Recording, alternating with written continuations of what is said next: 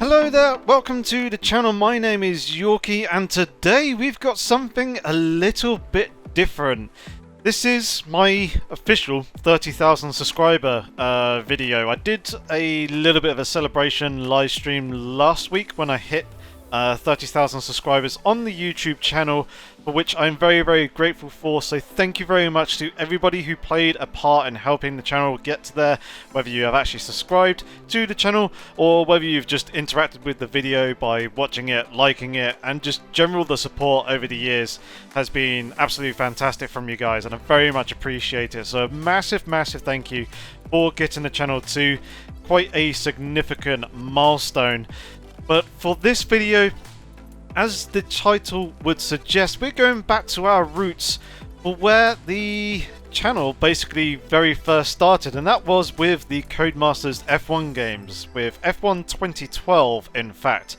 Obviously this is F1 2020, the latest installment in the Codemasters F1 series, but we are basically going to effectively recreate the very first video that I did on the channel, and there's quite a good story behind it.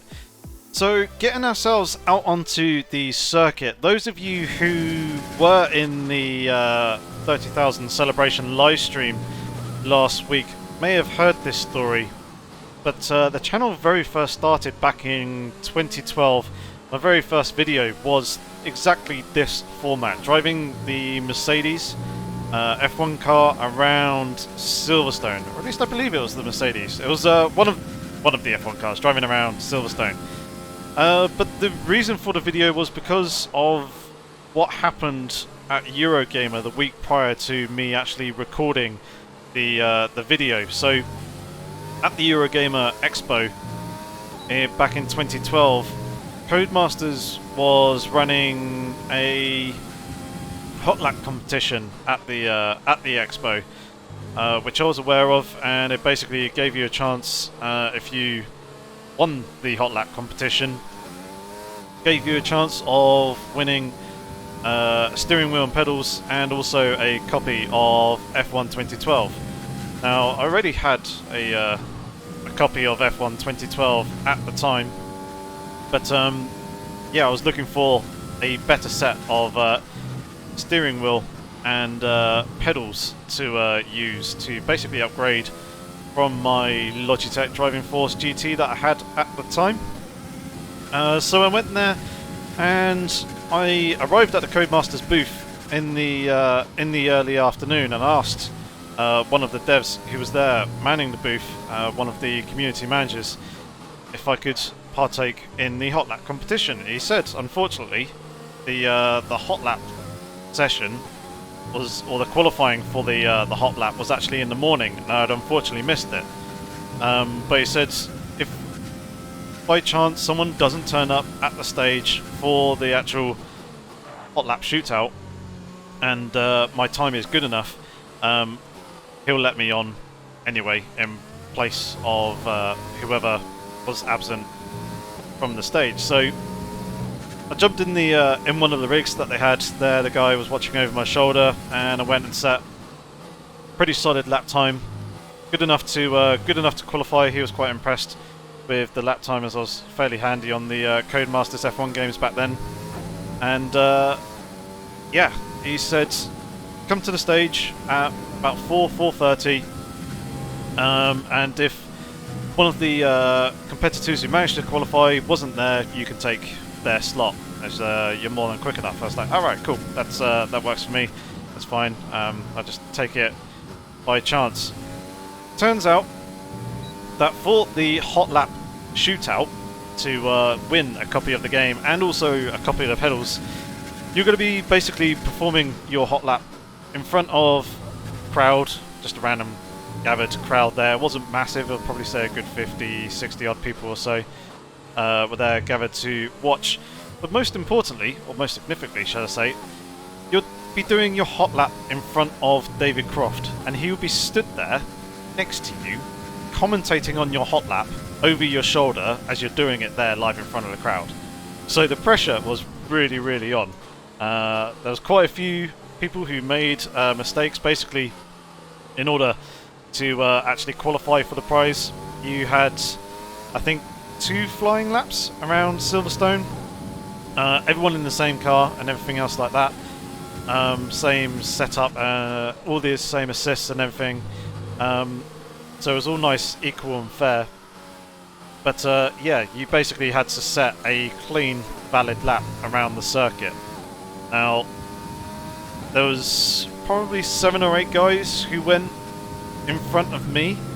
There was a couple of people who didn't turn up, so I was basically guaranteed a slot to go on. And there was a couple of guys who were fairly good. It was only probably 2 or 3 guys who actually managed to set clean, valid laps. Everyone else stuffed up their laps. But anyway, I was given the go-ahead to go up on stage, so I did, and ended up setting 2 valid laps, and basically beat everyone else there in that hot lap competition by 4.5 seconds. Just absolutely rinsed and destroyed them there, and obviously Crofty was very impressed, asked me a few questions afterwards and that sort of stuff. The Codemasters guys took my details for the prize giving. I was given the copy of F1 2012 there and then at the time, which a couple of my mates were there with me, so I gave the copy to one of them, and obviously I got the wheel and pedals through the post as well, but it was one of the very basic Thrustmaster steering wheel sets that they had, so obviously it was worse than my DFGT that I had at the time, so I also ended up passing that on to my mate as well. But I left the expo pretty happy, obviously happy that I won the competition, but I knew that I could have gone a lot quicker. There was some assists on the setup that they had on the stage, and also the wheel settings that they had weren't ideal and weren't optimal, and I knew that in my own comfortable setting of my own home with my own settings I could go a lot quicker. And I've been watching YouTube for a while at that point. I was well into the Battlefield series at the time, so I was watching the likes of Level Cap, Jack Frags, Rival X Factor, if any of you guys know those YouTubers. I was watching them at the time, watching their videos, basically wishing I could create and produce video content similar to them at that kind of standard. So I wanted to try out YouTube and give video recording a go, see if it would actually work, and I had a reasonable setup at the time. PC specs weren't amazing, but either way I gave recording a go and managed to record a lap and posted it to YouTube.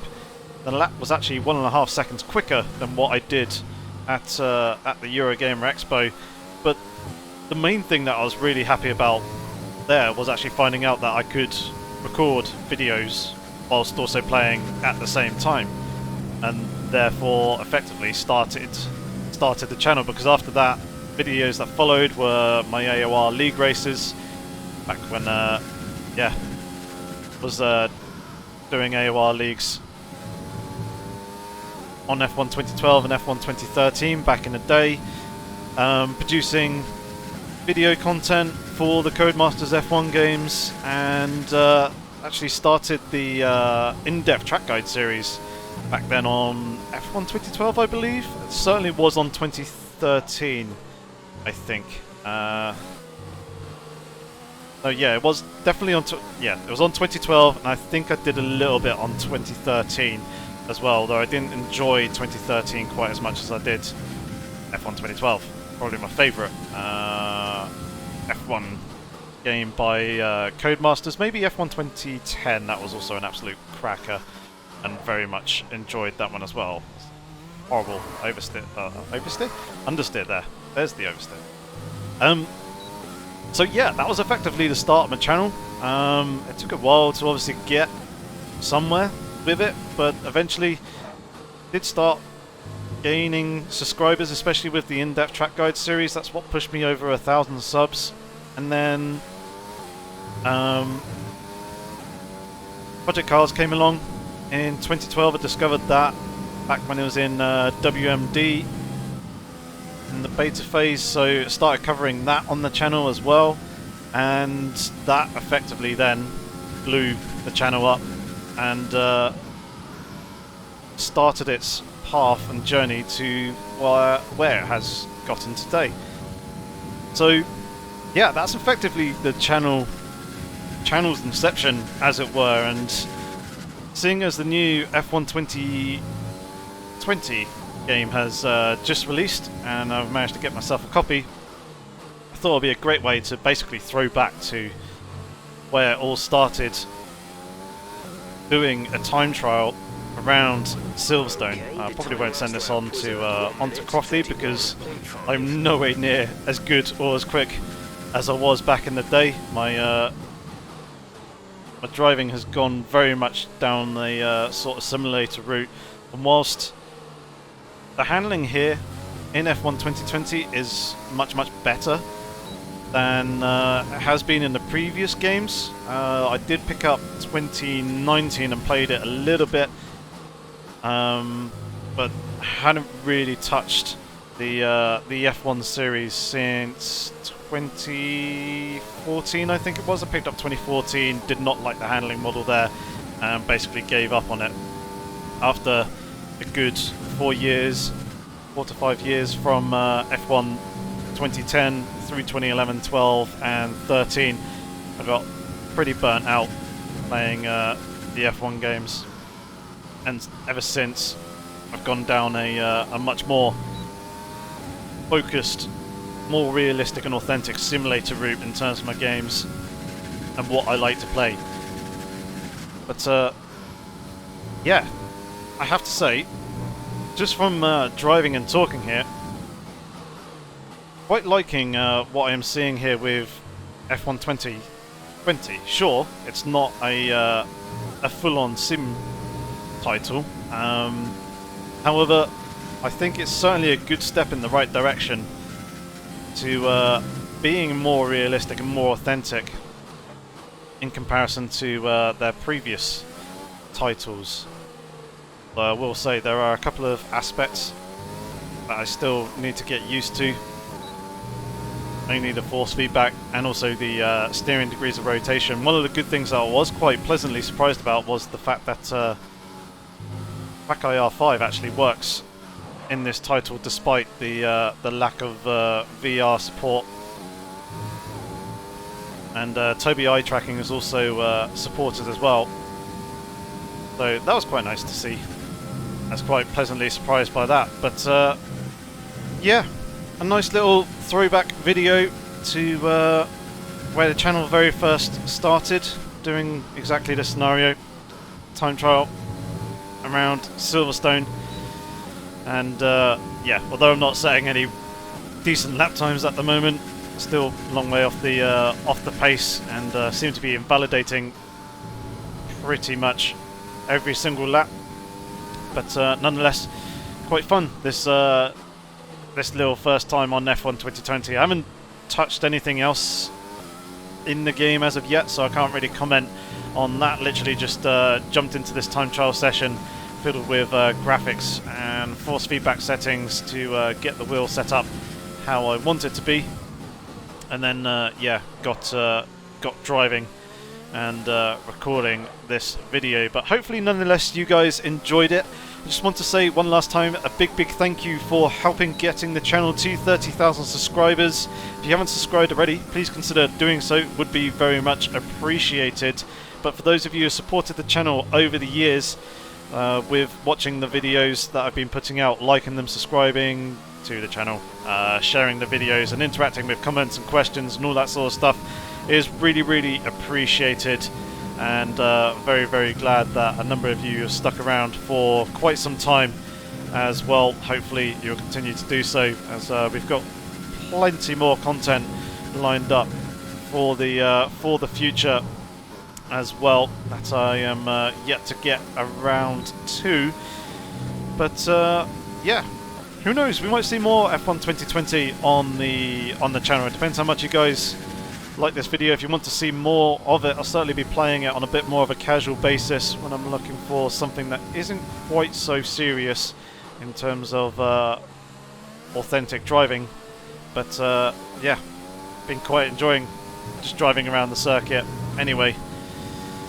So yeah, one last thing, just want to plug social media channels down in the description below, as well as my Discord server. I've got a number of cool things lined up as a bit of a thank you to you guys for getting the channel to 30,000 subscribers, and those are the first places that you'll hear about those cool things lined up. Whoopsie daisy. Yep, I think that's a pretty good time to end the video. But yeah, follow me there. That'll be the first place that you hear the news of the stuff that I want to make available and give to you guys. So with all that said and done, thank you very much for watching. Hopefully I shall catch you in the next video, but until then, have fun, stay safe, and take care.